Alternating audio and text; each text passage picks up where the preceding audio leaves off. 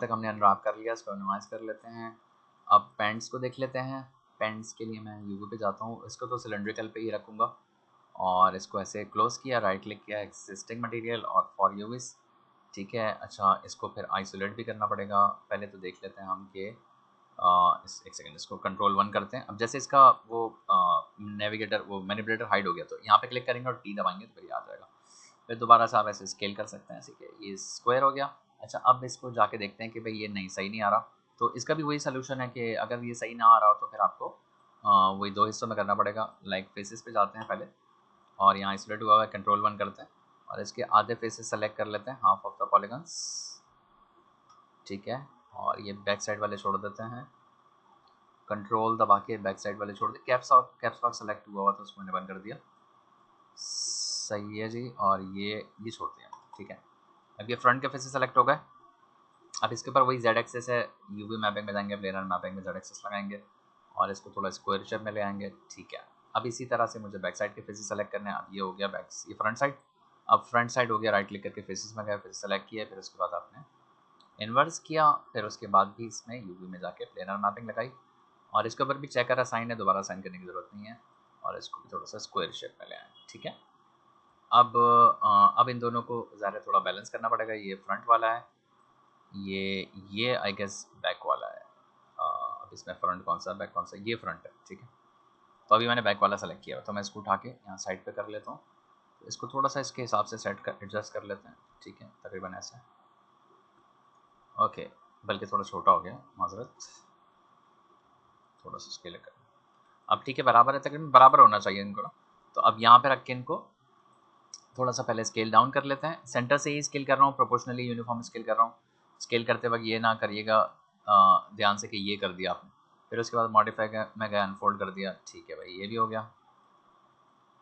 अब इसके बाद हम आते हैं कंट्रोल 1, देख लेते हैं इसका ये शूज़ वाला पार्ट है। शूज़ एक ही होगा, बेल्ट को अनरैप करने की ज़रूरत नहीं है, इसका एक ही टेक्सचर लगेगा, कलर लगेगा। सही, अगर आप टेक्सचर लगाना चाह रहे हो तो अनरैप कर सकते हैं, वैसे तो डायरेक्ट टेक्सचर भी लग सकता है। स्ट्रेट स्ट्रेट सीधी सीधी बेल्ट है।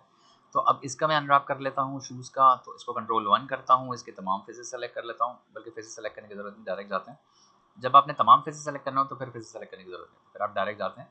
इसको मैं लगाता हूँ वाई एक्सिस पे, बल्कि इसमें यूँ कर लेते हैं कि पहले, हाँ सही है, पहले सिलेंड्रिकल फेसेस लगा लेते हैं। ठीक है, फिर हमने यूवी में गए, सिलेंड्रिकल अनरैपिंग की और इतने हिस्से पे आपने असाइन एग्जिस्टिंग मटेरियल फॉर यूवीज लगा दिया। तो ये चेकर सही आ रहा है इसका। बाकी इसके शिफ्ट दबा के ड्रैग करते हैं तो ये जो सिलेक्टेड फेसेस हैं वो डीसेलेक्ट हो जाएंगे, जो नॉन सेलेक्टेड हैं वो सेलेक्ट हो जाएंगे। अब इसको मैं वाई एक्सिस पे लगा देता हूँ क्योंकि सबसे ज़्यादा इसके फेसेस जो हैं वो वाई एक्सिस पर आ रहे हैं। प्लेनर मैपिंग पे वाई एक्सिस करेंगे, इसको अप्लाई कर देंगे, क्लोज कर देंगे, right click, assign existing material for यूवीज। थोड़ा सा चेकर का साइज सही करना पड़ेगा, तकरीबन इतना ही। ठीक है, अब इसको यहाँ यूडेक्स एडिटर में जाके देखेंगे कि इसमें क्या क्या किया जा सकता है। पहले तो आपकी ये ऊपर सिलेंड्रिकल पार्ट की अनरैपिंग आ गई, इसको राइट क्लिक करके यूवी सेलेक्ट की, फिर control right click to shell करके साइड पे कर दिया। फिर इस वाले पार्ट में हम यूँ करते हैं कि 5 दबाते हैं और इसका राइट क्लिक यूवीज ये वाला सेलेक्ट कर लेते हैं और इसको कर लेते हैं कट यूवीज। कट कर लिया, फिर राइट क्लिक करके यूवी में गए, फिर control right click to shell, फिर ये अलग कर लिया, ये अलग कर लिया और इनका साइज़ थोड़ा बड़ा कर लेते हैं। फिर इनको सबको सेलेक्ट करके आप अनफोल्ड कर लेते हैं, फिर इनको उठा के यहाँ पे लेआउट कर लेते हैं। अच्छा, इसकी लेआउटिंग इस तरह से नहीं होगी, इसकी लेआउटिंग इस तरह कर लेते हैं कि इस वाले पार्ट को हम चलें, इस वाले पार्ट को हम इसको ऐसे रख लेते हैं। ठीक है, बल्कि रोटेट कर लेते हैं। सही है, इस तरह से। अगर रोटेशन करके टेक्सचर नहीं बन रहा हो तो फिर वैसे ही रख लेगा नॉर्मली।